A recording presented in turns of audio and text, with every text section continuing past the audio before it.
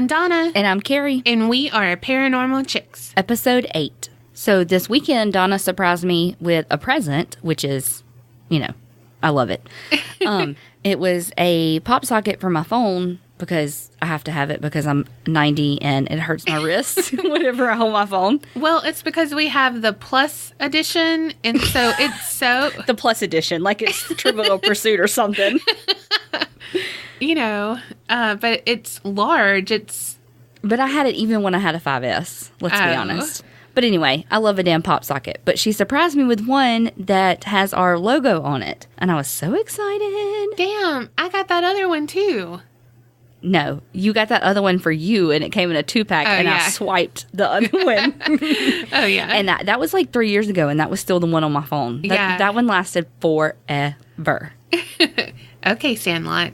I mean, it's a good movie. We'll post a picture so y'all can see it, because she got the one, not the one of our faces, because... We can be narcissists, but we're not that big of a narcissist. I don't have my face on my phone cover. Okay, truth is that my big head wouldn't fit on it. It cut you off. Oh, gosh, that is funny. Well, it's the one with the Grim Reaper and all that stuff. Yeah. And my nephew, when she gave it to me, my whole family was over, and my nephew was like, what's the thing at the top? Because he was like, I like the knife and I can't remember what he called it. The Illuminati is what he called the diamond with the eye. Yeah. And he said, and the gun and what's the thing on the top? Because he's 10. So it was Peyton. Oh, okay. When we do merch, we want to try to get those also for y'all. Yeah, that will be awesome. I mean, I feel like I worked on podcast stuff all weekend, so. I went to the zoo again. Mm-hmm. Oh, once she got horned, she had to go back. I mean, a girl knows what a girl wants. It was a sure thing. No, he was locked up in his pen that time. I didn't get to touch him. But I did get to see that creepy-ass owl again. Oh, my gosh. All my family was like, oh, look at owl. I was like, creepiest owl on the planet. And they were like, oh, my God, he is. Oh, what did Dawson say? He was like, I wish I could remember. He said something about it, like, looking like it had a mask like we did. And he was like, you can say that on your podcast. Oh. Now, of course, I can't remember what it is because, to steal Kim's saying, I have the memory of a goldfish. Yes. Man, I picked a great co-host. What you mean? Your memory. Oh. I already forgot that conversation. Yes. Legit. Didn't he have a clue what you were talking about? Your memory, you don't listen to anything. You always forget the names of my people and my stories. And mine, too. Yes. But we still love you. Damn, calling me out on all my shit. But. Okay. Speaking of shit. No, I'm just kidding. Lord.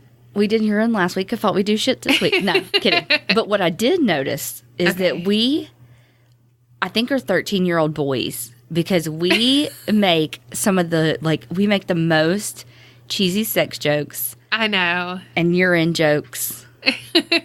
It's hilarious, I think. But this episode that we just released, I was really like, whoa. We are 13-year-old boys who make cheesy sex jokes. Well, I mean, I can be serious, too. No, you can. Sometimes. Well, I think we're funny. Yeah. And I have fun making those jokes. They just come out of me. Like your serial killer talk. Yes. I can't help it. I'm twisted. Tied up and twisted the way... BTK likes it. All right. That is funny. I think you go first this week. Wait. What? Oh, you had something else? I'm sorry. Yeah. Oh, sorry. Go ahead. Rush a lot. So I wanted to shout out 2 podcasts. Okay. One I have been obsessed with for a while, and I'm waiting on a new episode. What is it? Ghost in the Burbs. Oh, is that one with the girl that tells those stories? Yes. Okay, she is from Wellesley and... College, as in Mona Lisa Smile? Yes, girl. Got it. And so she interviews people and she writes their stories. I'm not going to spoil anything for you, but if you like ghost story... Easy for you to say. If you like ghost stories... You know what you sounded like? when I didn't have my front teeth. Tangent time. I was like dusting on Stranger Things and I didn't have my 2 front teeth for like 15 years. Ever. And my mom thought it would be really cute for me to be a cheerleader in 3rd grade without my 2 front teeth. And the universe thought it would be really funny to put me on a team called the Oilers. I was on the Cowboys. But I couldn't say Oilers. Nope. But I'm loud and proud. And so... And I'm short, so I was always in the front, and I would say "Olas" all the time. All I can think of is funky chicken. Yes, that's what I was about to say. All I can think of is the funky chicken cheer. Yeah. I couldn't figure out why I had funky as your chicken and Oilers in the same. Like I knew it was a cheer, but why? Yes. Oh my god. Oh my gosh. Anyway, so when I still have trouble with my R's and W's sometimes. Say what's that word that it's not urban. Oh God, you motherfucker. I already said it once today. Rural. You're so mean. No, in your defense, I have to think about it when I say it too. I have to be like rural. Yeah, like on Gilmore Girls, I'd be like Lorelai and Lorelai Jr. Okay, I'm sorry. But about Liz. So she tells these awesome ghost stories. She's a great writer, and her voice, she doesn't have trouble with her R's. So there you go. She can say story. I forgot that was the word that got us on that tangent. Yes. So from her, I've been a fan of hers. Like from the jump. Yeah. Because I know I've told you some stories from her. Well, last week or whenever... She was on this podcast called Let's Not Meet. Yeah, I've heard of it. Okay, it's from the Let's Not Meet section of Reddit. So it's true stories that they have written, and this guy narrates it. And they did a collaboration, and so she narrated some, and her voice is so soothing. But I will be on the edge of my seat on those stories. The Let's Not Meet. Yeah. I mean, I'm on the edge of my seat. I'm on the edge of her seat. Stalker. Good Lord. It's not a ghost. It's just me. Hi. Flash to next season of Dangerous Obsession on Ivy, and Donna is going to be on there stalking Liz. Yes. Okay. No restraining order needed. I'm not even anywhere close. But anyway, so for both of those, if you like narratives, is that really not like conversational? Yeah, I guess. Like single person telling a story. Oh my God. For all of those of you who have trouble with your R's, we see you. The struggle is real. And we support you. You too can have a podcast. Oh my God. Oh, that was funny. Okay, anyway. Shout out to Ghost in the Burbs and Let's Not Meet. It's on my to-do listen. Yes. Something I can talk about is my story. Woohoo! Maybe. We know I struggle with that. Okay. I am doing Waverly Hills Sanatorium. Never heard of it? Well, I was thinking Waverly Hills sounds familiar, but not as a sanatorium. Okay. Well, it's located in Louisville, Kentucky. Okay, nope, don't know it. It is known as one of the most haunted hospitals in the eastern U.S. I first saw it on Ghost Hunters. They were also on Ghost Adventures, because old Zach, he goes everywhere, and Ghost Asylum, and also Scariest Places on Earth. Do you remember that show? It was on ABC Family. Mm-hmm. I freaking loved watching that show. I don't think I watched it. I remember it, but I don't think I watched it. But they would do stuff so mean, though, because, it was usually families and stuff that would go in, and then they'd have to split up. And that's the first rule of scary movies. Don't split up. I know. But then, so it would be like, and here is solitary, and you're going to stay there for 30 minutes, and blah, blah, blah, blah, blah. I would freak my freak. But when I saw that, I was like, ooh. I love that show. ABC Family, whatever your name is, Freeform. Bring that back, please. Around Halloween, please. Me and Carrie will be on it. Oh, we'll be on it? Mm-hmm. Okay. It could be me and you And the two guys from BuzzFeed that does the Unsolved series, because one is you, he's a skeptic, and he'll just be like, no, I'm pretty sure that was blah, you know, how you are. I'm talking about you, Men in Black and Shadow People. She does not believe in you. I do. Don't haunt me. But, you know, he's like that. And then the other one is me, who's like, it's all real. Yeah, make that happen. Guys from BuzzFeed, hit us up. Yes, please. Or just listen to the podcast. You know, tell your friends. Okay, sorry. Went off on a tangent there. Imagine that. But I did not preface it with tangent time, so you had no idea where I was going. I sure shit didn't. I feel like I say that a lot. I have no idea where you're going with this. I don't either. Okay, it opened in 1910 as a 2-story hospital for 40 to 50 tuberculosis patients. They say the wetlands along the Ohio River were perf for the tuberculosis bacteria. I can see that, yeah. Yeah. I mean, not that your thing would be lying. But. Well, so they said because of that, they had the highest TB, which is tuberculosis. Thanks. I know you know, but someone might not. So they had the highest tuberculosis death rate in the U.S. It consisted of an administrative main building and 2 open-air pavilions, which each housed 20 patients for the treatment of the early cases.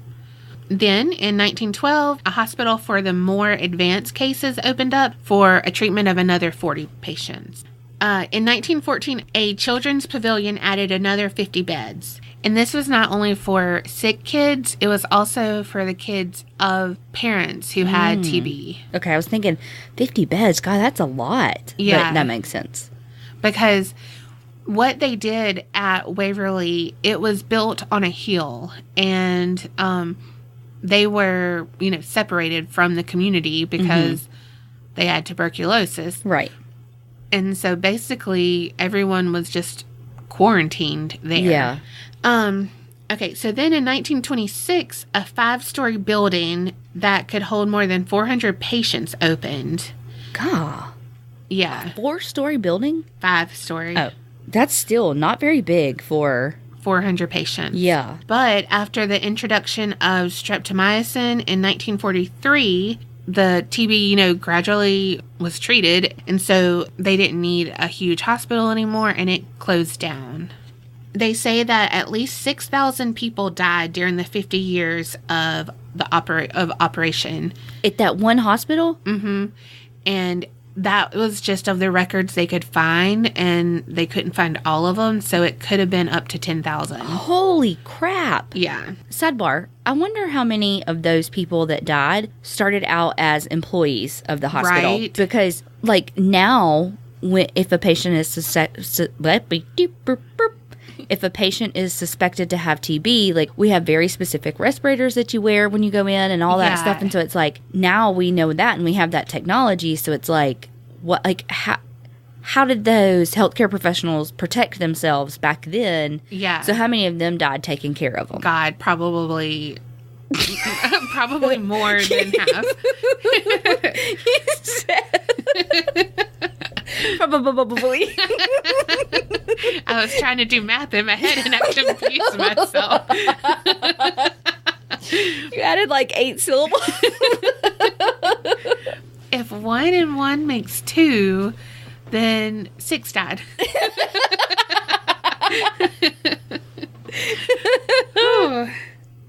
So for the treatments, this was before medicine was available, and they thought the best treatment was fresh air, plenty of nutritious food, and lots of rest.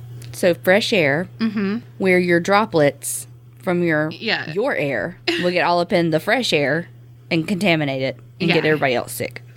Well, that's why they were quarantined. In the fresh air? Oh, you mean like go out into the air? Yes. It wasn't the right treatment. Yes. Okay. It said that many patients survived their stay, but it was estimated that more died. How many patients did they have total? If over 6,000 died, But many of them survived. Well, I said more died. But also, I think that 6,000 was also including something else. Oh, okay. Like, it becomes something else later. Gotcha. Okay, so they used what they called sunrooms as another treatment. Basically, artificial light, the ultraviolet light. Mm-hmm. Think of like a fast food restaurant with those, like the warmer lights and stuff. Yeah. It was just like a big one of those. Okay. Yeah. So one weird thing, I mean, that's kind of weird, but I get it. But it's a thing. Yeah. And I mean, I think they still use that today. Probably better, but... But like if people have like vitamin D deficiencies and stuff like that, yeah. Or like even babies in the NICU. Jaundice. Yeah. What was I going to say? Oh, the weird thing is that they would do this to dead people sometimes. What?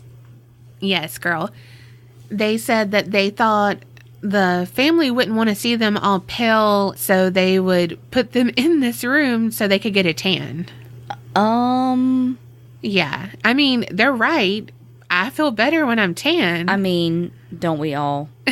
But that's just a little far. Well, and I mean, like, really, you're just cooking the skin because it's not like they're getting tan. Right. It's not like there's, like, what is it? The melanin increasing in your skin. Like, it's not.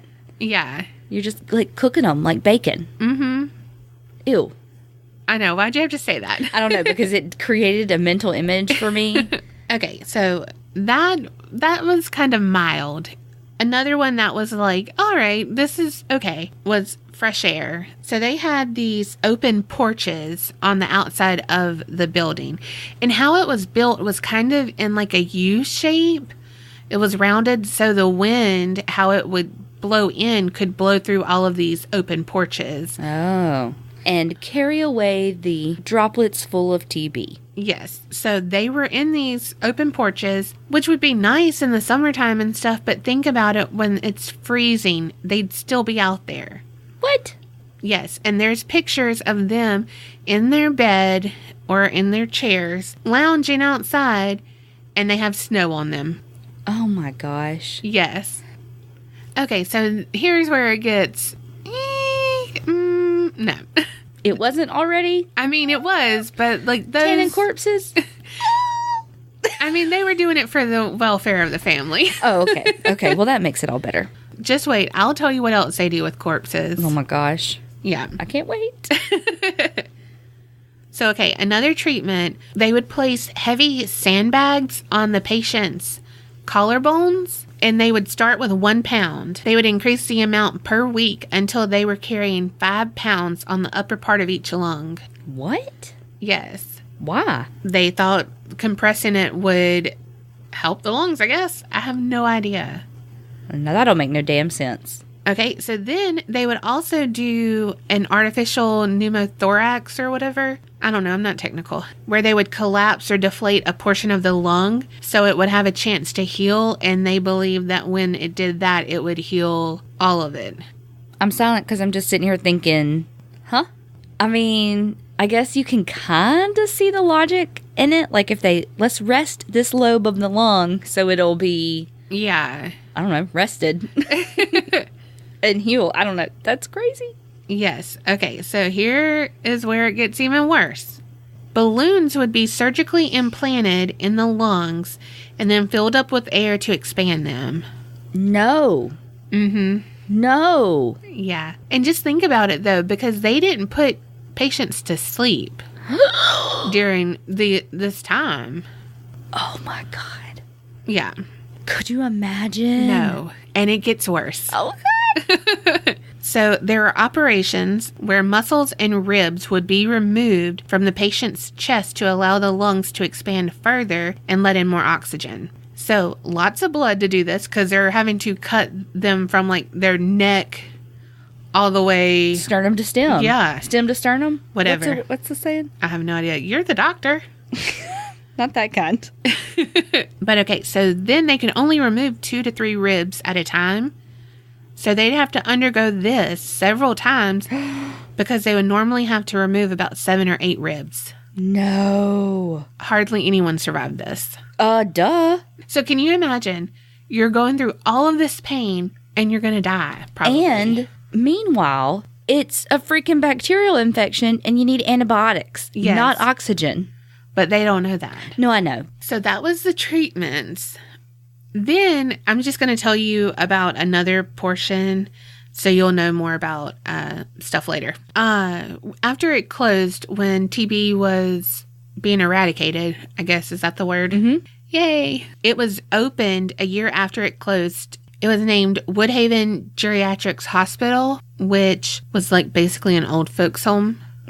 Yeah. I was about to say, like a nursing home? Yeah. So there were lots of rumors and stories about the patients and their mistreatment. Oh God, there is like if you believe in heaven and hell, there's a special place in hell for people who harm the elderly. Yes. Like, wow. Okay, so a former nurse said that this was the place people went to die. Oh God. Yeah. The patients were very old and they didn't have any family. So no one to check in on them, really. You know, no one to have to worry Answer about. to, Yeah. So they were subjected to experiments like electroshock therapy for no reason. Some of the visitors to the place reported that there was pee everywhere and cockroaches everywhere. You know I don't like those. Either one of those. Mm-mm. Actually, was when you said that, I was like, I wonder which one Donna would rather. Oh, pee. Ooh, ooh. Patients had to lie in wet beds and in their own feces for hours, if not days. Oh. And they said that they would go crazy because they were just subjected to such weird shit. They would be stripped down out of their clothes and tied to chairs and locked in their rooms for hours on end. Why? No idea. The staff reportedly didn't watch over the patients in wheelchairs well, and if they fell out of their chair and hurt themselves, the staff would be like, they're going to die anyway. Oh my God. Yeah. Do you know what year this is, did you say? Yeah, 1961. Oh my God. Yeah. So then, luckily, budget cuts and the visitors that saw this mistreatment reported it and it was shut down. Thank God. Yeah, in 1982. Yeah. 20 years later? Mm-hmm. Well, no wonder 6,000 people died. Yes. So can you imagine all of the torment? No. That's in Nor do I want place? to. Oh my gosh. It makes my stomach hurt a little bit, to be honest. Yeah. Okay. For the hauntings, it has everything. You know, I mean, it has the standard disembodied screams, moans, you know, the kind that Carrie let out when she gets horned. Oh, God. Still telling all my secrets. We heard what you sound like on the last, no, not last episode, the one before. Oh, God. Damn. Sorry, Mom. I'm going to die if that was used on, like, in a porno or something. You're like, wait, I know that. I mean, you told on yourself. Not that I watch it or anything. I mean, You told on yourself trying to call me out. That is too funny. Okay, so other than moans, God, and now the next thing, children's laughter. I just feel bad, like, Carrie's moans and then children's laughter.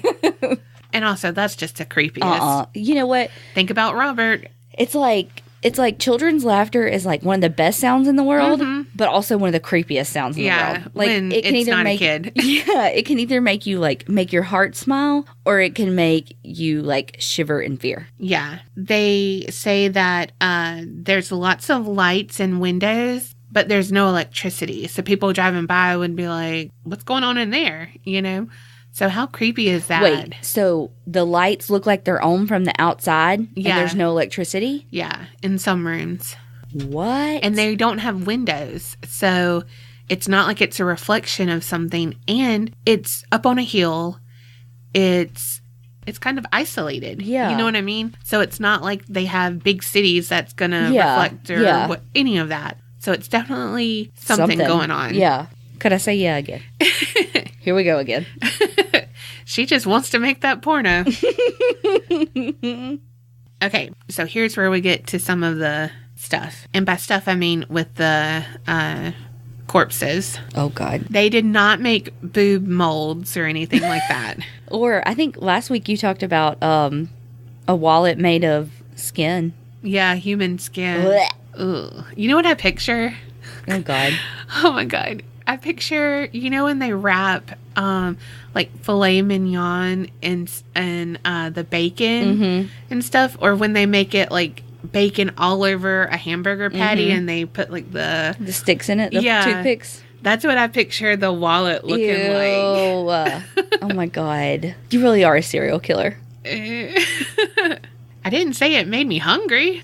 So, because it was on a hill, when it was snow and stuff, it was really hard to get supplies and stuff up there because people, one, they didn't want to interact with people there because they all have TB. Yeah. So they had this tunnel and they would receive supplies and stuff. And it was like a conveyor belt kind of thing, not a conveyor belt, like pulleys and I was going to say like an stuff. Old school, like a laundry chute kind of thing where you could like raise it. Yeah, it was like a laundry chute. But they also had stairs that the workers could climb, but it was like when it's a slide. Oh, you know, on the bouncy, the blow up slides and stuff where they have the ladder that you can walk up, but it's a slide down it. That's how this was. Like, picture it. That's how it was. Probably everyone else knew exactly what it was 10 minutes ago. Yeah. But I was still doing it. You know what it reminded me of? That first cruise I ever went on back in the day. We did it was like a waterfall climb, like rock climb. Meanwhile, I'm not in good shape. It was like you climb a little bit and then like plateau, you climb a little bit. Like everybody could do it. But it had stairs beside it for people who couldn't like climb it in the water. They could just walk up. So that's what I was picturing, like a waterfall with the stairs beside it. Yeah. Well, aren't you just fancy? Meanwhile, you've been on like 8 cruises. Meanwhile, cruises, that just means that we really are 90. Like, oh, I have a condo in Cabo. No, I went on a cruise. And I ate, and I ate, and I ate. I mean, I can't help it if they have 24-hour pizza. They feed you like a baby on a cruise. And the... free room service. I forgot about that. And the ice cream. Oh, my God, that ice cream. Look. You want to know the way to my heart? Soft serve with sprinkles. Oh, my gosh, yes. You can roll me off that cruise like Violet Beauregard in Willy Wonka. Because if they had all of that, roll me off that bitch. Would you eat ice cream out of someone's belly button? For how much money? Oh, my God. I mean, everything has a price. Free. Hell no. I mean, unless he was into it. And he just taken a shower. I need you to take a shower, scrub in that hole. That's what she said. There you go. I finally remembered that. That's what she said. Yeah. You know, in Sex and the City, when Samantha, I think, put sushi all over her body? Yes. All I'm picturing is your future person, like, being a sundae. But see, then you get brain freeze, and then it gets all sticky. I mean, okay. Oh, God. Okay. Let's talk about death. So that was all well and good. But then they were like, what else could we use this for? And they used it to get rid of bodies. The dead ones. Oh, the chute? Yeah, the chute. So it was known as the death tunnel or the body chute. Meanwhile, let me get you some bread and milk through the death chute. Yeah. They said that at the height of the epidemic, there would be 1 patient per hour lost. And they said that it was important for their mental health not to see someone die all that time, so they would just send them down the death chute. Now they're worried about their mental health? Right. Not all the other crap they're doing to them? Right. Okay, and so that is like paranormal hotspot. They have eerie shadows, unexplained footsteps, and disembodied voices. I think I have some EVPs saved that I can put on the show notes so you can hear. Awesome. Okay, and so one other thing that was close to the death chute was called the draining room. And some people say this was legend, but then other people who have been there say that, okay, but explain XYZ. I'll tell you. They say they hung up the dead upside down from poles near the death chute, the body chute, whatever. They would slit them from the stomach to the pelvic area to drain their blood. It sounds so savage, like something from a horror movie. Yes. Or like even worse than something you would do, like going hunting and killing an animal. Like, you know what I mean? Yeah. The thought behind it was that their blood could be a biohazard because it was infected, and it would be best filtered through a sewage pipe. No. Yep. And then just send them down the death tunnel. But so people said, no, that's the boiler room or something. But people who have been there say, well, okay, why are there like 8 long poles and hooks up in here? How do you think they hooked them up? I don't know. I'm picturing like, God, why is everything bacon and pigs today? But like a meat market. Yes. Ugh. And if there was that many people dying every hour, there really would be like 8 strung up at once. Yeah. Oh my God. Ugh. One of the famous ghosts is called Timmy. Isn't that just a sweet name? Like, oh, little Timmy. Well, because it makes me think of Tiny Tim. Yeah, and he was so sweet. I knew him personally. I was going to say, who called you? He was on my first cruise. Oh, okay. The original pen pal? Yeah. Okay, so he was a 6 or 7-year-old boy who died at Waverly from TB. He loves to play with balls, like Carrie. I was going to say, don't we all? Hers is hairy, his is rubber. Oh my God. God, I feel bad like saying it and he's a kid. Okay, so if you throw the ball or like bounce it or anything, he will play catch with you. And I have a video where there's a ball and the investigator tells him to move it, and he does. Like, you can see it move and you can see it stop. What? Yeah, it's really cool. How they know Timmy's name is that one of the investigators had asked, and he answered his name was Timmy. Okay. There's another person named Mary Lee there that haunts it. She doesn't live there. Well, I guess she does live there. How they know her name was a picture was found, and on the back it said, "Love Mary Lee." And when the person found the picture, she realized that looked like an apparition she had just seen. Wow. Yeah, so they say that she is said to sometimes play with Timmy, not play with him, play ball like he does. She is said to haunt the 3rd floor, and she will run around and play hide and seek with you. Is she a kid too? Yeah. Okay. Sorry, forgot that. She's said to have creepy features, and if you see her close up, she has no eyes. They're hollow. Yeah. No thanks. Mary Lee can't see without her eyes. Neither can Thomas J. He needs glasses, though. He has eyes. Not anymore. Damn. Mary is seen crouching in the corners and can be heard calling for help. And she also walks through walls. So people have thought they've seen someone and they're like, who else is here? But then she walks through a wall and they're like, oh shit. Crazy. I mean, there must be something about Mary. She has asked people to play with her. So they've captured that on EVP. Gosh. They said that she looks around 6 or 7 and looks confused, which, I mean, I guess her eyebrows are up. I don't know without your eyes. I was going to say. Like, eyes are the window to the soul. She don't have a soul. That's right. Damn, that's true. There's a lot of shadow people that are in this. So, like, you can see them in the halls, in the rooms. It's like they're busy bodies just walking around. But there's one shadow spirit that is like the bad dude. The Hat Man? Even worse. He makes the Hat Man look like... Men in Black? Girl, you just ripping on them. That's okay. This is why your memory's so bad. They've zapped you too many times. They probably probed her too. Okay. So he is known as the Creeper, which sounds creepy. He is rarely seen, but when he does, he makes a lasting impression. Anyone who comes in contact has a feeling of impending doom, which, I mean, I would feel like, yeah, if something's called the Creeper, sure. I feel like I would feel like that if I saw any of these things. Yeah, I feel like just driving by, I would feel that way. Right. So while shadow people appear usually as the shape of a person, like we've talked before, he is a person but more animal-like. He's usually spotted on the 4th floor, and he'll run down the hall towards you, but he also will walk up the walls and then get on the ceiling above you and hang down, and then he'll disappear.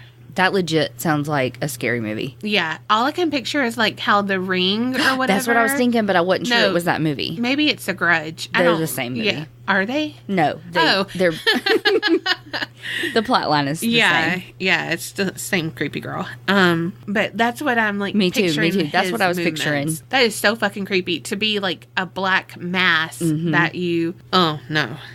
There's been a few occasions where EVPs have been doing an EVP and it picks up a warning for them to get out because he is coming. That's what they'll say. And so they assume it's this, the really bad guy. They say that he is attracted to Waverly because of all the misery and the sadness there. So he feeds off of that energy and probably like the fear of people when they come. And so that's why he's only seen sometimes.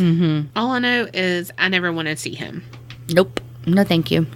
If anything goes up the ceilings or the walls or anything, like, no. Including insects. Yeah, that's when they get scary. On the floor, it's like, okay. I mean... The minute those babies fly... Oh, God, it's over. Mount. It's over. Bye.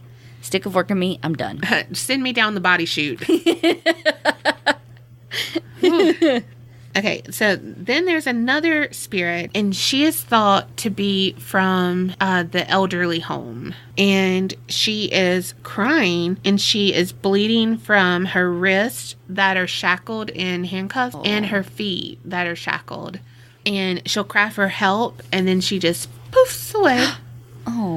But how they would lock them in their rooms and stuff and chain them to the chairs, that's how they think that she is from that time. I wonder if she killed herself with the wrist slits. Probably. Or the bleeding from the wrist, I guess is what you said. Yeah. I saw this and I'm putting it, but they said that there has been a hearse, not a real hearse, but they thought it was, that would be seen in the back dropping off coffins. But I don't get that. It didn't elaborate on that, so take that for what it is. Okay, so then another spirit is of a homeless man and his dog.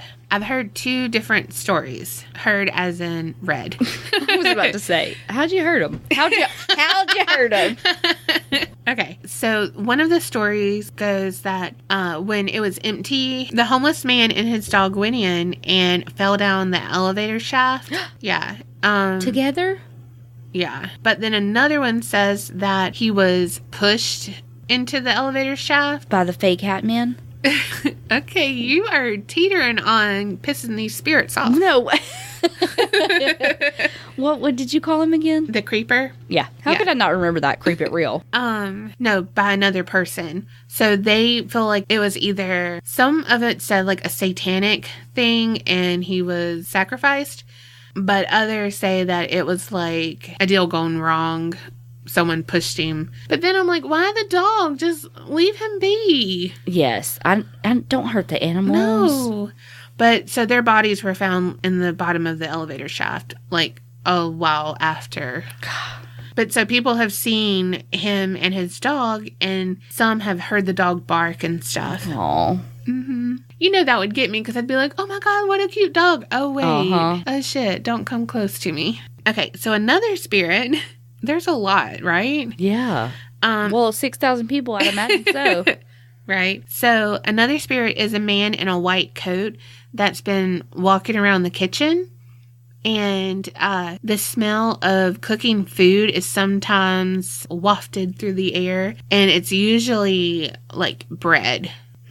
But it's like the kitchen's not in working condition. Yeah, no electricity and all. Right, but I mean, it's like dilapidated. So it's so weird. And they're so isolated. It's not like you could smell stuff from like, when people across are the like, street. Yeah, barbecuing. That is the best smell though, when you go somewhere and you can smell like the barbecue or the grill outside. The grill, yeah. Whew.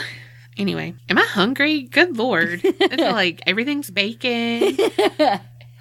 And for like meat, too, apparently. Yeah. Oh my God. My favorite is... Really dry chicken? Yes, but hot dogs on the grill and they're like charred. Oh my God, because you are so odd with your things that you like. She likes really thin and really dry chicken. Yes. The drier the better. Yes. Burned hot dogs, which you just heard. Yes. Something else weird like that that's like, no. If I eat steak, it has to be double well done. Yeah, but you don't eat it. No, so. I don't like steak. Turkey, dry as it can be. Yes. Oh, God. You know why? Because I hate moist. I hate that word. The only thing I like moist is cake. I was about to say cake. Oh, God. And now I know why iTunes suggested that weight loss. Did you see my reply to it, though? Yes. Oh, my gosh. On the 5th floor, there's a room that's like super duper popular. If you know anything about Waverly, you know about this room. So we have action on the 3rd floor with the ball throwing, action on the 4th floor with the creeper guy, room 502. Yeah. Yep. Multi-stories, multi-ghost. But the ghosts are like, this is my turf. 3rd floor, mine. 4th floor, yours. 5th floor, his. Oh my gosh, that reminds me, not of food, but a Pretty Woman when they're on Hollywood and they do it by the stars' names and stuff. God, I love that movie. That's a good movie. Okay, back to room 502. According to a story, a nurse was found dead in room 502 in 1928. Her name was Mary Hillenberg. She had committed suicide by hanging herself from the light fixture. God. She was 29 years old at the time, unmarried and pregnant. So her depression over the situation led her to take her own life. It's unknown how long she had been hanging in the room before her body was discovered. Oh, God. Yeah. They say it was like another nurse on another shift. So, good Lord. Then in 1932, another nurse who worked in the same room jumped from the roof patio and plunged several stories down to her death. No one seemed to know why she had done it, but many speculated that she was either pushed over the edge or had TB and didn't want to have that same treatment. Yeah.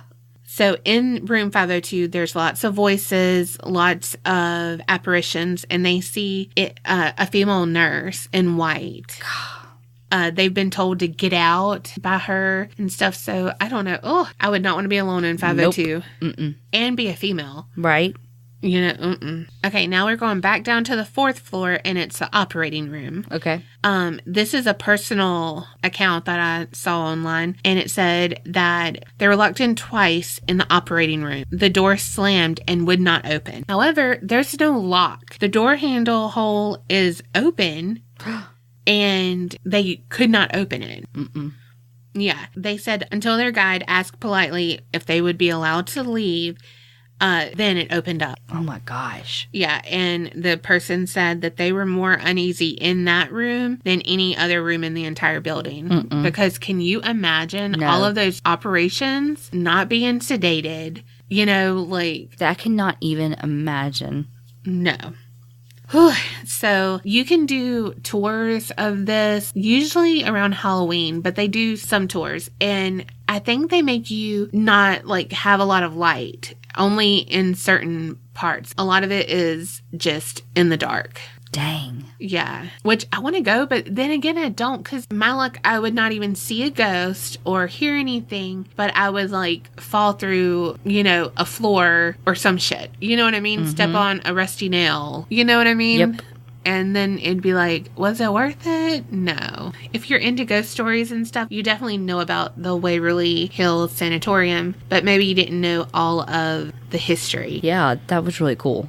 Yay, I liked it too. Yeah, for sure. And it's something that doesn't make me scared, Right. I mean, if I was there, I'd be scared, but it's not like Robert the Doll. Yeah. But there you go. Wow. I like sanatorium stuff like that. That was one of my favorite American Horror Story seasons was the Asylum. The Asylum. It was so good. And I think about that when you first started talking about the experiments and stuff that they did on the nursing home residents. I was kind of thinking about that in the like that's what that one doctor character did on that season. So there's that one podcast, Lore. Have you listened to that? Okay. It's all about folklore and, you know, stuff. But he has, on Amazon, like a show. And on, I think the second or third episode is all about lobotomies. And I had to tap out. Yeah. Because, like, it was showing, you know, stuff and, oh my gosh. Oh, no. Mm-mm. I can hear about it, and that's bad enough. But to see a reenactment, no, I'm out. Oh, Well, that was good. I liked that one. Hey, did you like that one? I hate you. Now, let's see if you can top it. I think I can. You've been coming out with some really good stories. Thanks. You're welcome. Okay, you ready? I'm ready. Picture it. Arizona. Hot. Sticky. No, not sticky. Ooh, sticky icky. Ooh. No, we're used to hot and sticky. There it's dry. Yeah. Anyway, okay. April 1st, 1990. A state trooper is coming down the road, and he sees this truck, like an 18-wheeler semi, on the side of the road with its flashers on. So the state trooper, whose name is Mike Miller, was like, hey, he might need some help. Let me see what's going on. This truck's here in the night, you know, flashers on. Let's check it out. Yeah. So he walks up to the truck, and he's got his little flashlight out looking. So he noticed some commotion in the rig, because that's what they're called. Oh, okay. A rig. That's like the truck part. Oh. Is not the trailer part. I thought So, it was a cab. I don't actually know if it's the cab part that's called the rig or if maybe the whole thing's called the rig. Yeah. I may have made all that up, but I do know it's called a rig. 10-4, good buddy. Over and out. So he stepped up on it to look inside to kind of see, like, there's some shit happening. When he saw a nude woman in the sleeper part of the cab chained up to the wall. What? She started, like, frantically screaming when she saw him.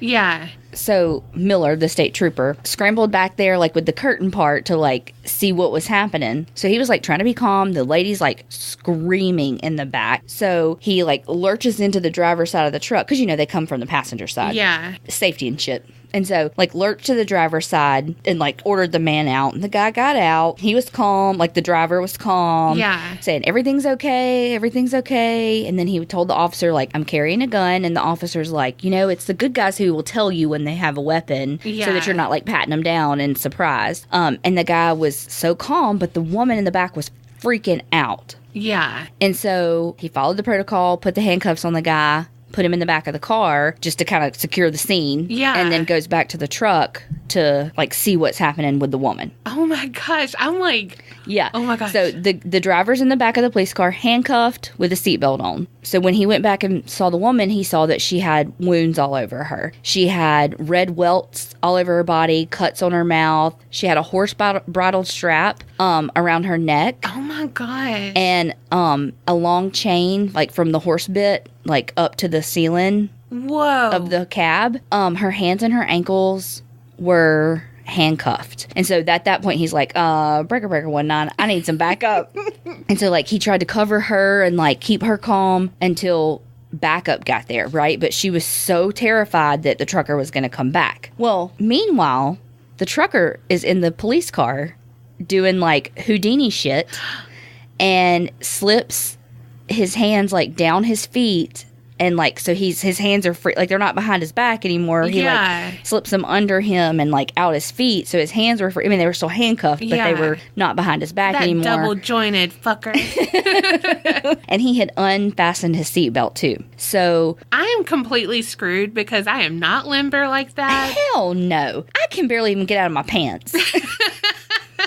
A bra? That's a bitch. Right? Yeah. Well, you can put your bra on and clasp it in the back. I have to put it in the front and twist it. That's too much trouble. GMI peeps. So his backup gets there, and they kind of, you know, manage the scene. They find the handcuff keys on the driver and unhook the woman that's tied up in the back. But so they have the driver. Yeah, he didn't, like, nothing came of him slipping out of everything. Yeah. It kind of all happened quickly, and the backup arrived and everything was okay, but it could have been bad. Yeah. So when they get him back to the police station, we're going to call the girl Katie, because that's what they do. That's not her real name. She's 27 years old. It was not until they got to the police station that she was kindly kind of starting to calm down a little bit and like actually answer their questions because she was so terrified that the driver was going to come back. Bless her heart. I know. And so they photographed all of her injuries and they identified the driver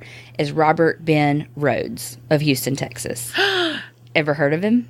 No. Okay. But just Houston. I know. Shit goes down in Houston. Legit. People say that Florida is where all the crimes happen, but I'm pretty sure half of our stories have been from Houston, and that ain't on purpose. Right? I said ain't. I feel like this is an SVU It episode. could be, yeah. I will say that this guy, there is like a character on Criminal Minds that was almost a 2-season like character like weaved in. Yeah. A serial killer weaved in, and it was based on this.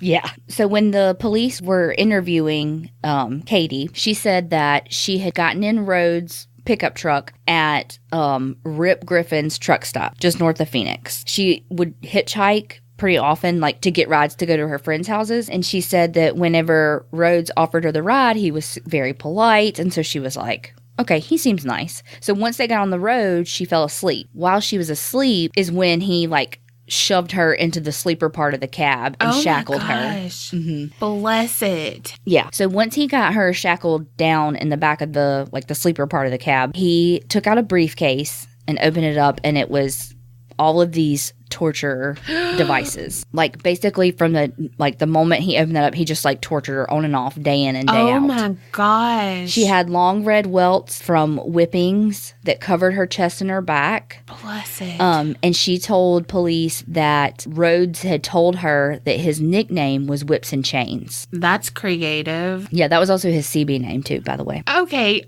something should have been tipped off there. Right. And that he also told her that he had been doing this for 15 years. What? He's a bragger. When police asked her if she had been raped, she kind of hesitated. And then she said that she had been rescued just in time. But they said that, even though she didn't say that she was raped, they don't believe her because, in the photos and stuff, she had severe injuries that revealed that her nipples and labia had been punctured with sharp objects. Oh my gosh. Mm-hmm. And that she told police that Rhoades got off on the torture. So I guess he would masturbate and stuff. So he may not have actually raped her, but he mutilated her and then got off by it. Wow. So then police went from there and asked her some more about the torture kit, basically. Yeah. The briefcase with all the stuff in it. And that she said that, the police said that he clearly took very good care of the briefcase of stuff. It was very meticulously organized and clean and all of that. And in the kit, they found alligator clips. Oh my gosh. Oh, I know. Is that kind of like a binder clip? Oh my God, they're the hard ones with the little... Oh yeah, duh, alligator teeth. Yeah. Ouch. I'm sorry, y'all didn't see me, but the alligator teeth. Yeah. She did that with her face. I mean, with her finger. With my fingers, but my nipples hurt. Because they did that. That's what he... Oh God. Oh my God. My lady parts. So, alligator clips, leashes, handcuffs, whips, pins, and dildos. Pins, because remember she had pin marks on her nipples and labia. Yeah. Ooh, ouch, ouch, ouch, ouch. So the police were like, okay, we knew at that point we had some sort of serial rapist on our hands. So then... You think? Right. Good detective work. Yeah, even I put that together.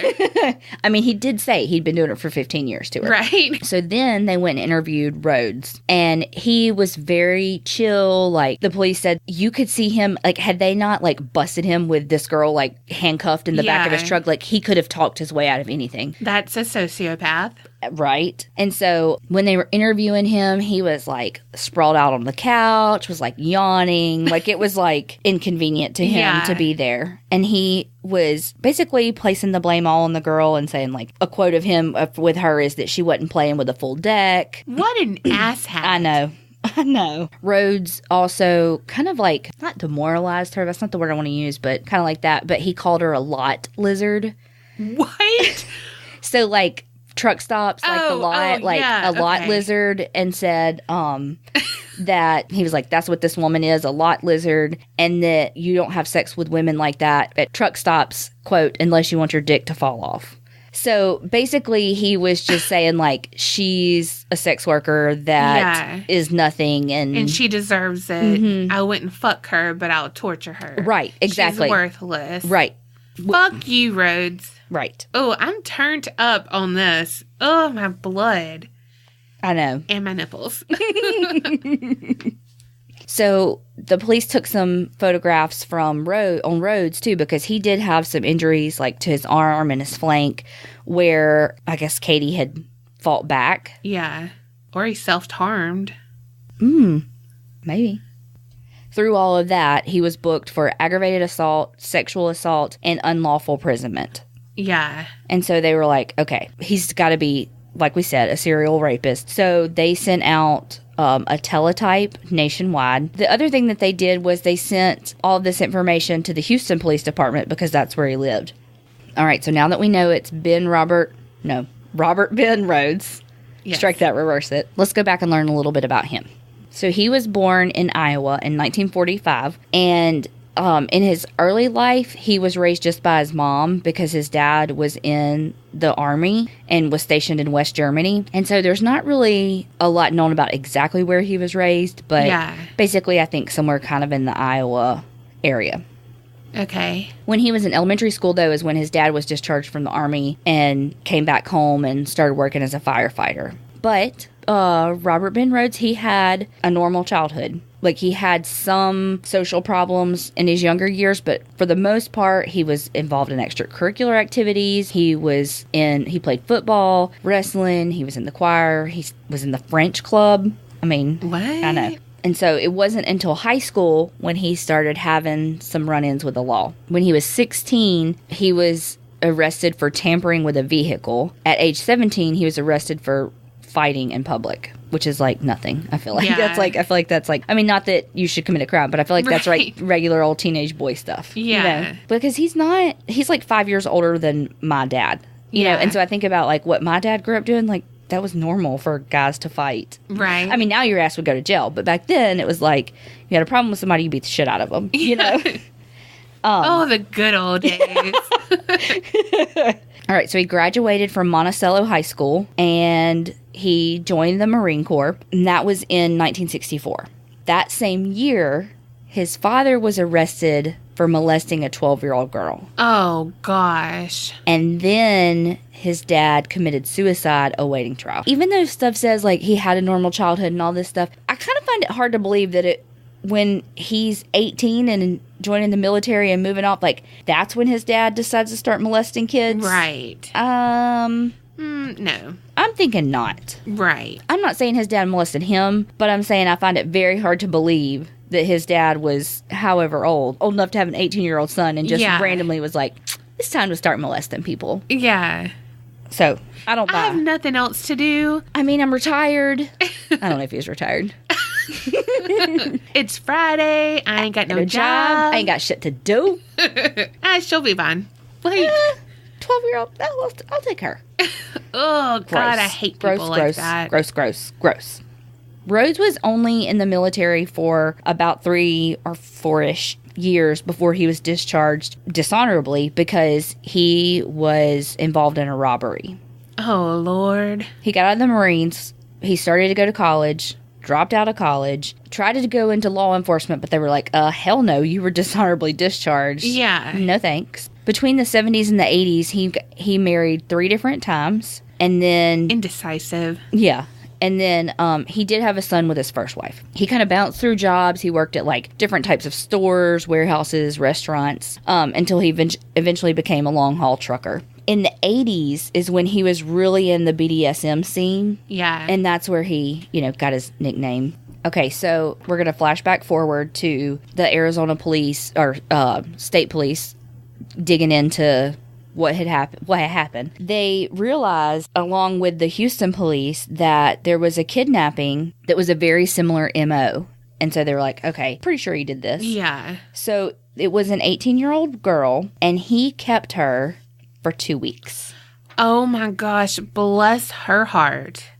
He cut her hair very, very short and shaved off all of her pubic hair. She had been, just tortured for the 2 weeks that she was with him. Gosh. He talked about killing her, but one day he forgot to close the handcuffs, and so she was able to escape. Thank God.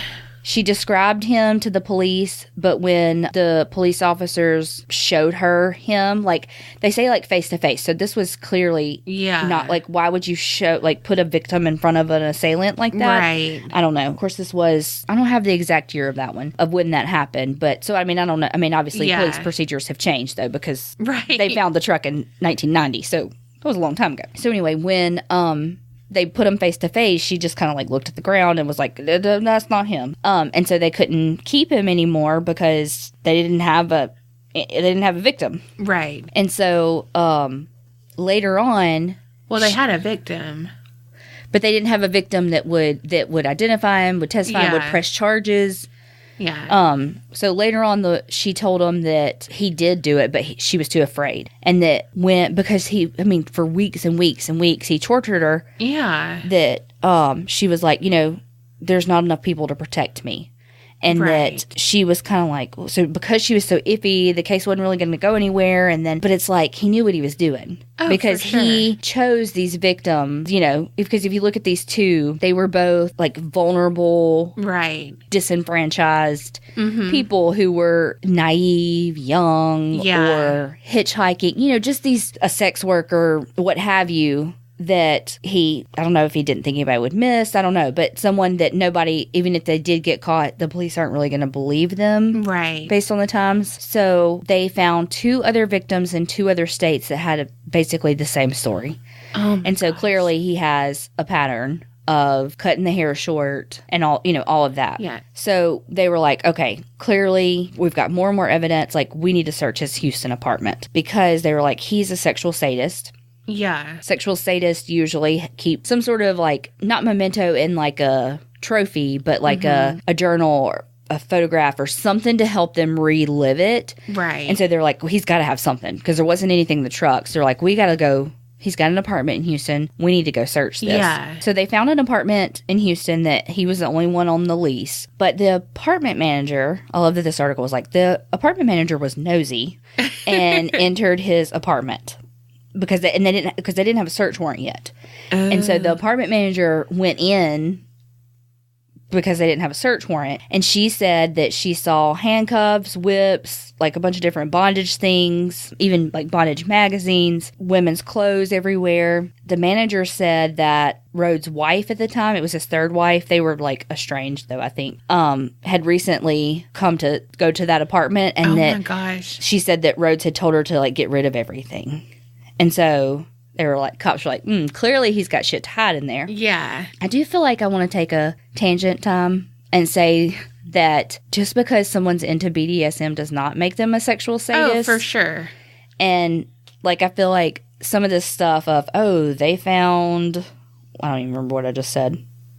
Whips and chains and all that. Yeah. I mean, like, I feel like someone with a couple could have those things and it not be like a sexual sadist. And so I don't want it to sound like we're like, oh, he uses handcuffs. He, you use handcuffs, you're a sexual sadist. No, he is, because he did it to torture people who weren't part of the game. Right. It wasn't their sex life, consensual sex life. Yeah. He was doing it, to them. Yeah. Versus with them. That's where it draws the line. Right. And I don't know. I just felt like I want to make that point. Like, we are not, if you are into BDSM, again, I feel like I say this all the time, but you do you. Like, you have the sex life that you want to have. If you like those alligator clips, you go right ahead. Yes. Not me. As long as you have a consensual partner. Yes. It's when that's not consensual that we draw the line. So on April 6th, they had their search warrants and they went into his apartment and tracked down his wife. In his apartment, they took out all his bondage materials, women's clothing, a bunch of makeup, and then a bunch of white towels that were covered in blood. Oh. And apparently the white towels were part of his MO, along with like the cutting the hair short, because he would place white towels beneath his victims before he started like the sexual torture. Oh. And like when I read that, you know what all I could think about was? What? Wasn't it on 50 Shades where he would make her like bend, like she'd like squat down on a certain pillow before they would start? So anyway. Well, you know what? God bless me. because I was just thinking, I wonder if he jerks off into their blood, like on the towel. You truly are one brain injury away from being a serial killer. Well, because, like he wants to collect their blood. Like, does he inhale it? Or Oh, God, I don't know. You go to 50 Shades of Grey. You go to a serial killer. Yeah, I do the 50 Shades of Decomp. Oh, God. Oh, my God. I don't know. It didn't go into that much detail. Whew, okay. So the because I don't think I said this, but at this point, this is like FBI involvement. Okay. So it's like FBI agents who were looking at his apartment. They took a lot of photographs from the house that had a bunch of different young teenage girls in the pictures, and they all had very short hair and just kind of like in various stages of clothing. Yeah. And in the pictures, they were always like shackled in some way, like with handcuffs somehow. Gosh. And they also knew that from the pictures that some of these women were with him for a long time, because they would have like old and new bruises. Oh, man. I know. So one of the FBI agents, Agent Lee, he found this one picture of a girl that, just like the rest of them, had short hair, various stages of bruising around her breasts, and then shaved pubic hair in various stages of regrowth. So clearly had been over a period of time that she was with him. Yeah. And just in the picture, the girl's like just her eyes, that he was just like, it was like a vacant stare. She looked so terrified and like tearful, and that photo just stuck with Agent Lee. Yeah. And so he was like, okay, how do I figure out who this girl is? He was like, I can't broadcast a picture of her. Right. Because what if it was consensual? Then we're putting this girl on blast when it was just a consensual relationship. But if it's not and she's a victim, how the hell do we find out who she is? Yeah. So again, when they're searching all this is like 1990. And so according to Agent Lee, he called me at home, he said that the FBI office was like very open, and it was like kind of like this one big large room where you could kind of hear other agents talking and stuff. And so someone heard him discussing the case with somebody else and was like, this sounds like a case I had in rural Illinois. Oh, Lord. And the victim was found in a barn loft.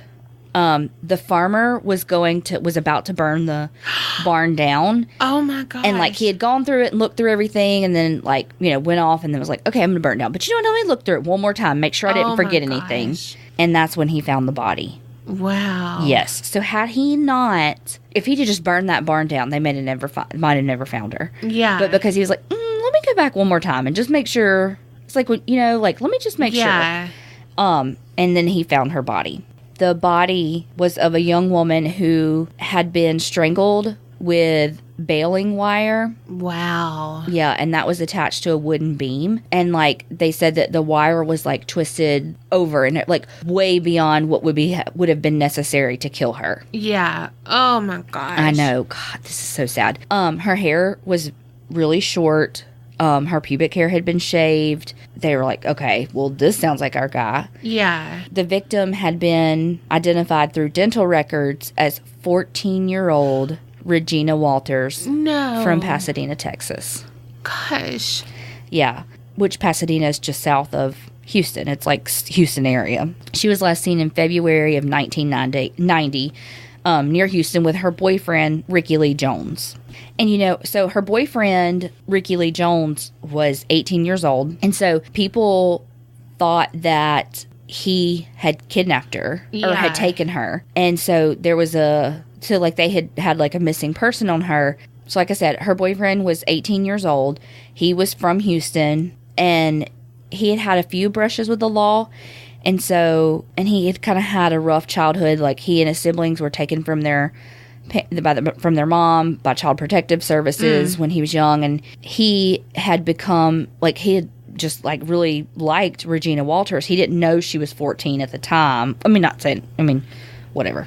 But they say that, like, they were in love and they were hitchhiking to Mexico. Oh, Lord. Even though, like, they were both missing, like, his family was reporting him missing, hers was reporting her missing. But he had been charged in, like, the, what they call it, the absentia. Like, he's been charged, like, in absence of the crime. Because they couldn't find him or her. And so, because he's 18, they're like, well, we're going to charge him. Because even if they ran off because they were in love to Mexico, it doesn't matter. He's 18, she's 14. Yeah. We're charging him. So, you know how I said they were talking in the... FBI? Mm-hmm. Headquarter thingy, and that guy was like, hey, this reminds me of that. And so that was the whole thing I just told you about. Yeah. Well, Regina Walters ended up, her picture, that was one of the pictures that they found, that was her in his thing. And so Regina Walters' father had actually been getting anonymous phone calls to both his work and his unlisted home number. What? Months after the disappearance. The caller would tell her dad, I made some changes. I cut her hair. And then when her dad would ask if she was alive, the caller would hang up. Can you believe that? What a piece of shit. Mm-hmm. And so they were able to, like, kind of like trace where the calls had been coming from, but what they found in Rhoades' apartment was, in photographs, it was like a series of pictures from her. And in the picture, she had on a black dress, black high heels. We have this picture. It is... Oh, my gosh. Like, I can literally just see this picture in my head talking about her with her black dress and the oversized black heels that she had on, and just her facial expression. She's, like, kind of got her hand up. Like, oh my God. I don't want to do this. It is chilling because it is the last photograph ever taken of her. Oh my God. I had chills. I know. My eyes are kind of tearing up telling that. Oh my gosh. And so, like, the pose and, like, where she is in that picture is the same as the crime scene in Illinois. So, like, they know that those pictures were taken at that barn in Illinois, and then he took it with him. And just left her there. I know. So, like, years after that, they were able to go through all the pictures and just, like, see the torture that he inflicted on her. So, Rhoades was sentenced to 6 years for the kidnapping of fake Katie. That's not her name. Yeah. He was... That's it? Yeah. He was about to start, like, a work furlough program, and they were, like, wanted to go through all the evidence seized from his truck, because he was convicted and all, and that evidence was tagged for destruction because he was convicted of it. And so they were like, okay, we can get rid of the evidence. And they were like, oh, skirt. Yeah. Do not get rid of this. This is, like, how we can link him to others. Yeah. And so they managed to salvage it all.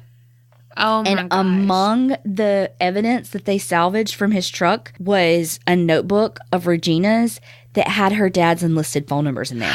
That's how he got them. Oh, my gosh. Mm-hmm. Busted. Yep.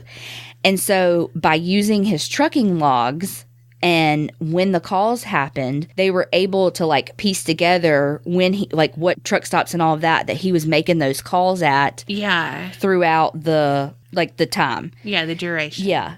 And then one thing they did find in the notebook was someone had drawn, like, a really bad picture of a gun with, like, blood droplets on it.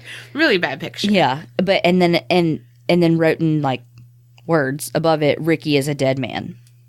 What? Yeah. Like, Ricky was her boyfriend. Oh. Regina's boyfriend. I'm sorry. So, like, Ricky's a dead man, then drew the thing. Yeah. And so they showed that picture with that writing to his wife, and she was like, yeah, that's his writing. Like, that's his handwriting.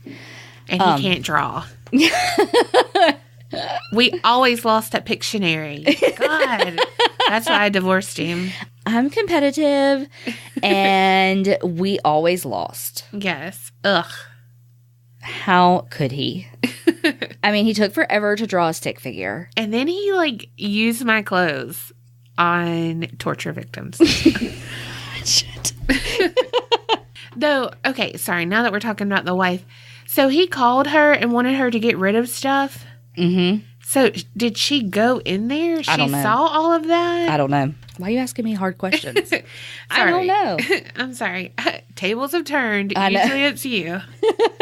Okay, but so he was, in 1992 is when they were, like, going to bring him to court about it. Mm-hmm. And so his court-appointed attorney was like, okay, let's plead this out. And so to get a life sentence without parole versus death penalty, he pled guilty to the death of Regina Walters. Wow.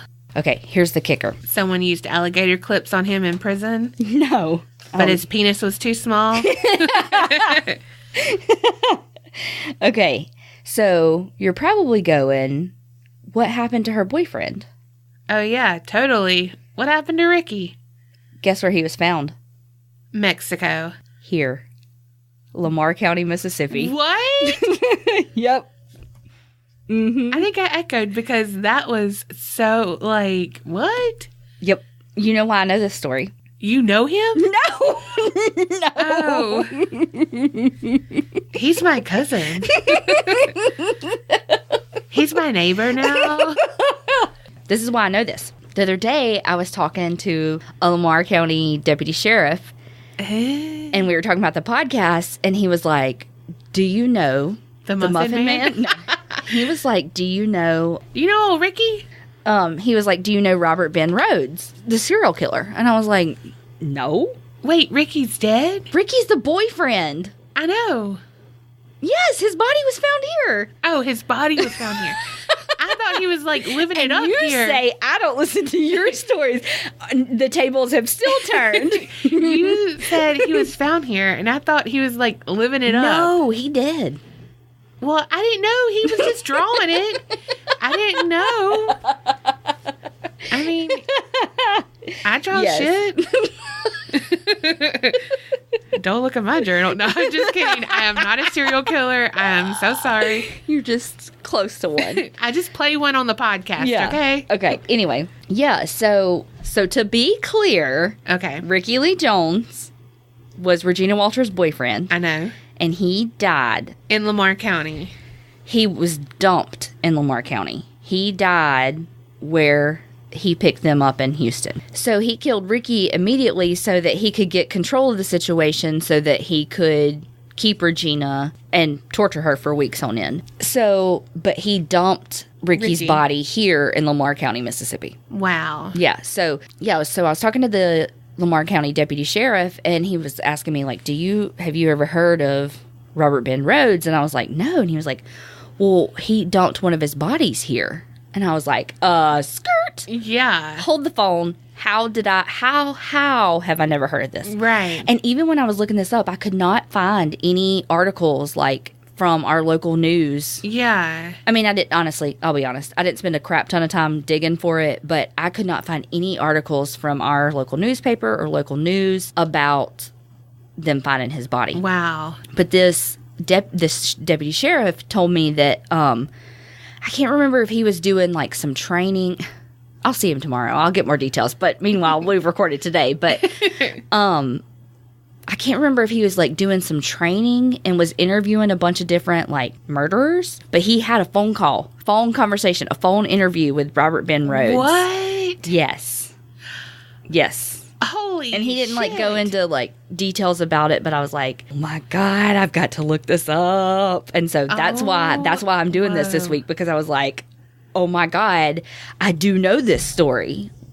Like, I have heard this story before. I think there's a couple of different shows about him, like ID type shows about him. And then, like I said, they weaved him in as a character on Criminal Minds for like a season and a half or 2 full seasons. Like, wow. Yeah. But we're not done.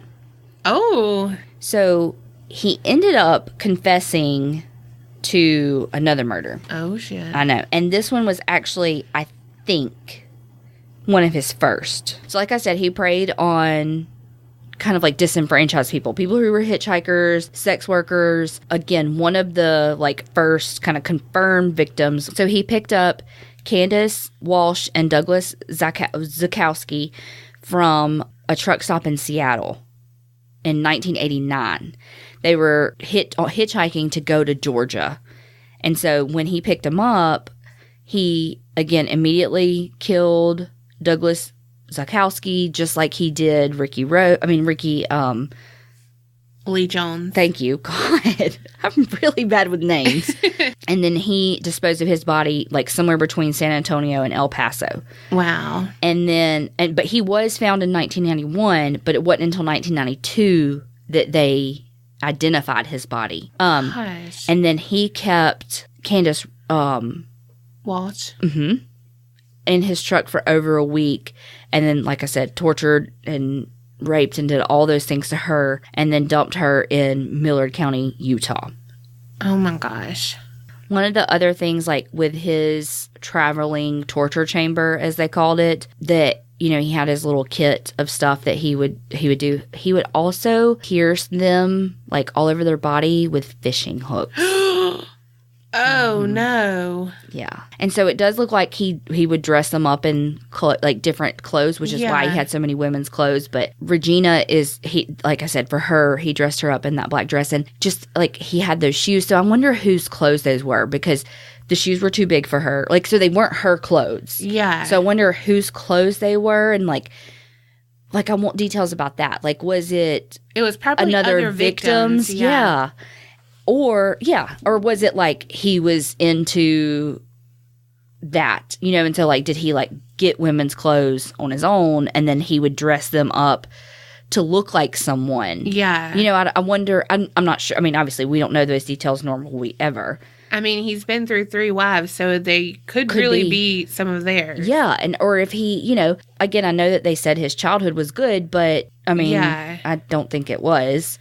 If his dad was arrested when he was 18 for molesting a child, like was he maybe abused or something like that? Yeah. And he's like recreating outfits maybe his mom wore, and then torturing and killing his mom over and over again. You know, I mean, I don't know. I'm not a psychologist, but I just feel like there's so much that we don't know about this. Yeah. But they say that he killed women over a 15-year span, and that at the peak of his killing spree, he was killing 1 to 3 women a month. Whoa. And so if you think about, like, how long he was keeping them, like, if he was, I mean, a week to 2 weeks to more, you know, I mean, that's a ton. So they used all of his trucking logs and have linked him to at least 50 unsolved murders. Holy fuck. And they think it can be up to, like, over 100 murders. Oh, my gosh. And so he is known as the interstate killer,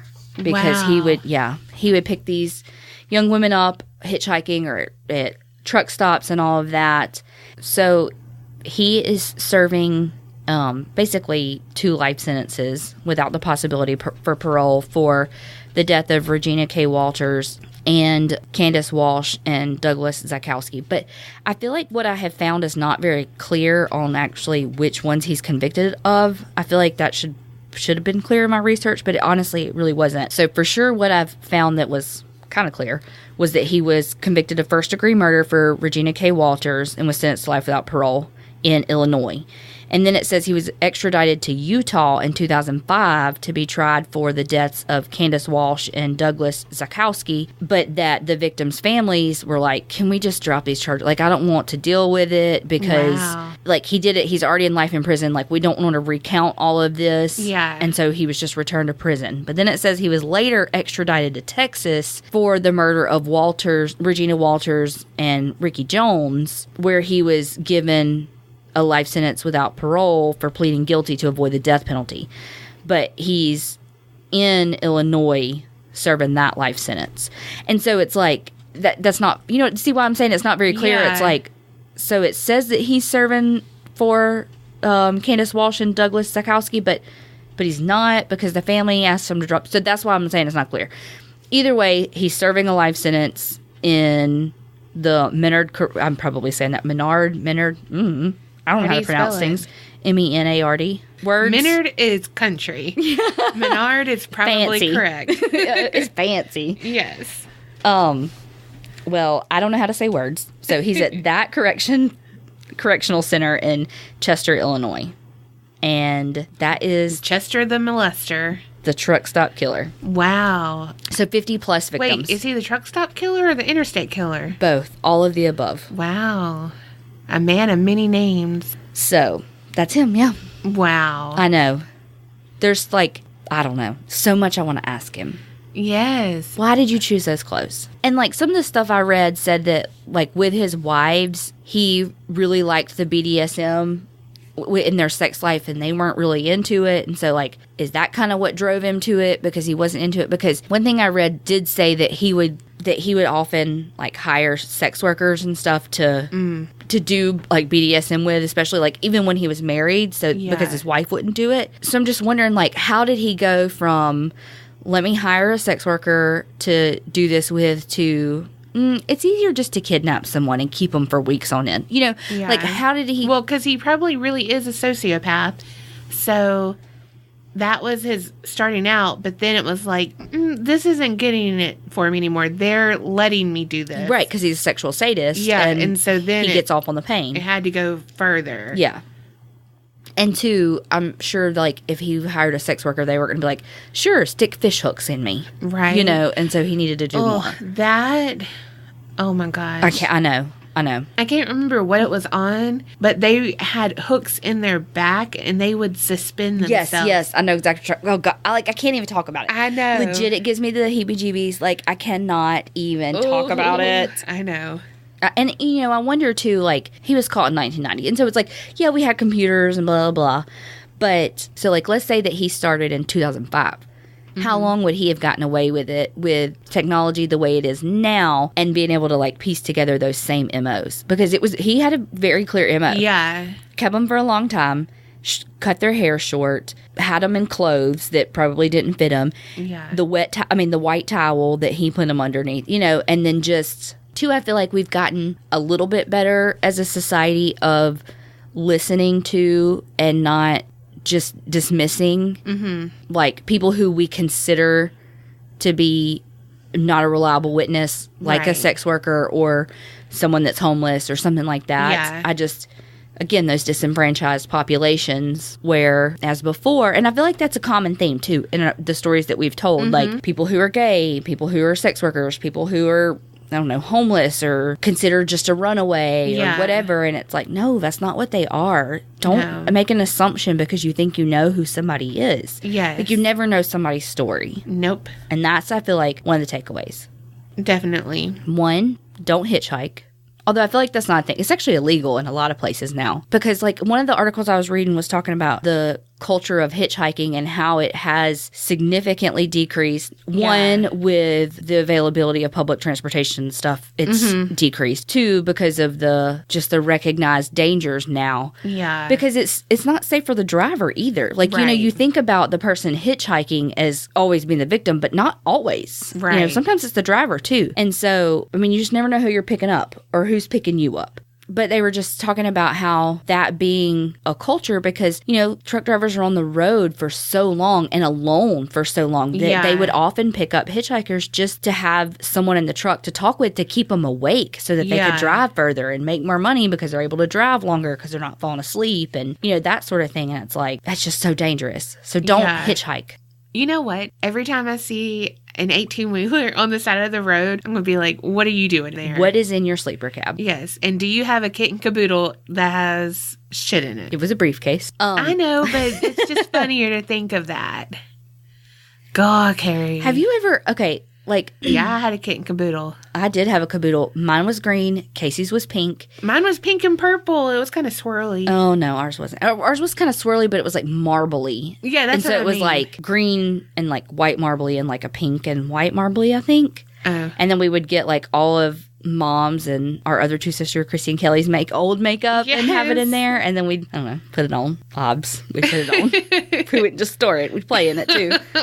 And mine was not kept neat. Yeah, mine either. We could have taken some pointers from old Robert. Right. You think he went by Bob? No, he was, what was it, Whips and Chains? Yeah, Whips and Chains. My name's Leather Daddy. Whips and Chains, 10-4, good buddy, over and out. Like, if someone said that, I would be like, okay, next channel. I think there was an episode of Our America with Lisa Ling that was on, well, there's a couple episodes of that I know that are on, like, sex workers in general, and, like, sex trafficking with teenagers and that sort of thing. But I want to say there was one on sex workers being at truck stops. After watching that Our America with Lisa Ling, I really would, every time I stopped at a rest stop or an actual truck stop to like gas up or whatever when I was driving to Tampa every month for grad school, I was like, I wonder, like every time I would see someone like walking among the trucks, because that's how they did it on, like they showed how they did it on the show, was that they would like have CBs that they would like radio to this one truck, I guess, that where all the girls were, and then they would be like, okay, walk down to the 5th truck on the left that says this, and then she would like go down to that truck, do whatever they were paying her to do, and then come back. And so like every time I would see women like walking among the trucks, I'm like, are they a driver or are they a sex worker? Like I want to know. And are they there willingly, or are they there as being sex trafficked, you know, or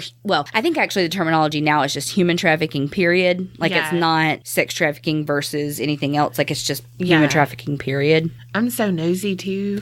Right? Well, yeah.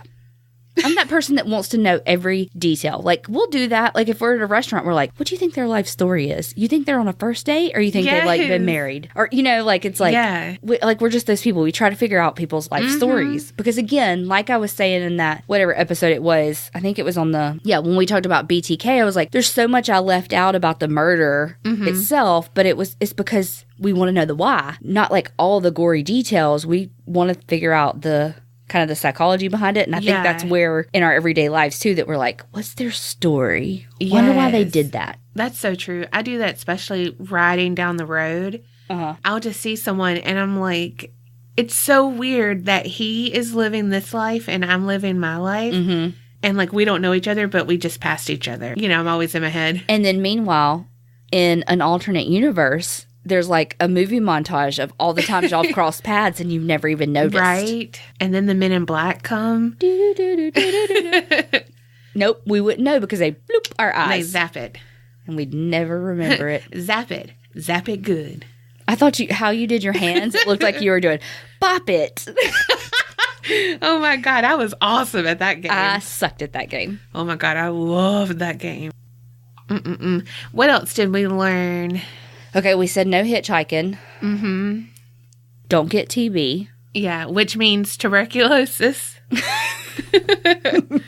Ooh, watch out for the creeper because he'll like be on the ceiling and coming to get you. I mean, his name is the Creeper. But does he creep it real? Oh, not like we do. I mean, I'm just saying. The other thing that we learned, 3. Okay.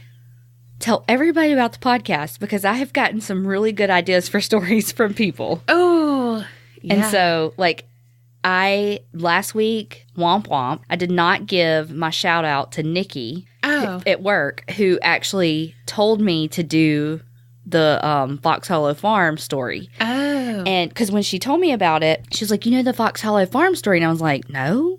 What is it? You know, and she started telling me about it, and I was like, oh, yeah, I remember I saw something. Again, everything in my life relates back to ID. I saw like an ID show about that or something. And she was like, yes, you need to look it up. And so that's why I did last week's episode. Oh. Or that story is because of her. And then this week it was because that sheriff's deputy was like, you need to look him up. Yeah. And then I was like, oh my God, I do know him. You know, so it's like, it's crazy. But just because my memory's so awful, I'll be like, oh no, I don't know that story. And then you start telling me the story. I'm like, oh yeah, I just don't remember the name. Like I never remember names to people, like to the stories and stuff. In a week you'll be like, do you know Robert Ben Rhoades? And I'll be like, no, who's he? Yes, and if y'all have any stories y'all want us to cover, let us know. You can send us an email, talk to us on social media, join our private Facebook group. It's awesome. Yeah, all you have to do is say join and we'll say accept. Yep. And that's the reason why it's closed like that, is so you can post whatever you want to post and it won't show up on anybody's timeline. Yeah, your unless grandmother they're in the doesn't have to see it. Yeah, preacher if you're into that. Your leather daddy if you're into that. Welcome all. Yeah. I mean, and if you are a leather daddy, you're welcome too. I mean, but are you a sugar daddy? Because then you're really welcome. You know what we didn't say, though? If you do want to send us your stories and all, like, of stories you want us to cover on the show, or your sinister sighting things that you have just in your life you want to share with us, send them to us at our email at aparanormalchicks@gmail.com. And then don't forget to subscribe, like, review, whatever all those fancy things you do on iTunes and all of that jazz. Yep. And remember, Creep it real and don't get scared.